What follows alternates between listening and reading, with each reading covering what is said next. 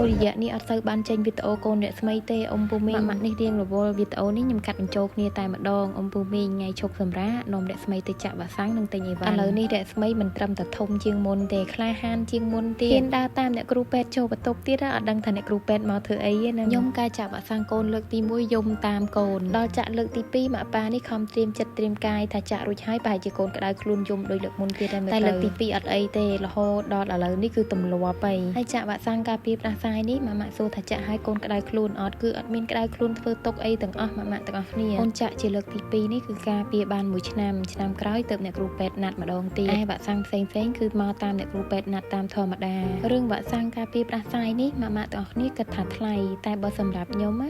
គិតថាបើសិនជាកូនយើងឈឺឆ្លងផ្ដាសាយយើងយកទៅពេទ្យព្យាបាលវាប្រកាសជាអស់ថ្លៃជាងនឹងទៀតអត់មានអស់តម្លៃប៉ុណ្្នឹងទេអញ្ចឹងមិនគេតែងតែនិយាយថាការពារប្រសើរជាងព្យាបាលនៅពេលដែលកូនចាក់វ៉ាក់សាំងហើយអារម្មណ៍ខ្ញុំធូរស្រាលមែនទែនលើកមុនកុំថាឡើយនាំកូនមកលេងសួនបែបហ្នឹងគាត់តែខ្ញុំនាំចេញក្រៅផ្ទះកូនចិត្តខាងគាត់ថាអូនកុំនាំកូនមកក្បែរកូនបងផ្ដាសាយយ៉ាត់ឆ្លងគាត់តែលឺបែបហ្នឹងហើយអារម្មណ៍យើងគិតថានឹងគាត់ប្រាប់យើងចុះបើស្អីយើងនាំកូនទៅលេងសួនលេងអីចឹងអ្នកខ្លះគាត់អត់ប្រាប់អាហ្នឹងមិនទៅអញ្ចឹងមិនថាវ៉ាក់សាំងនេះពិតជាសំខាន់ម៉ាក់ទាំងអស់គ្នាកុំភ្លេចនាំអូនទៅចាក់វ៉ាក់សាំងឲ្យបានគ្រប់គ្នាចុងក្រោយអរគុណអ៊ំពូមីងទាំងអស់គ្នាដែលបានមើលវីដេអូកូនរស្មីដល់ចប់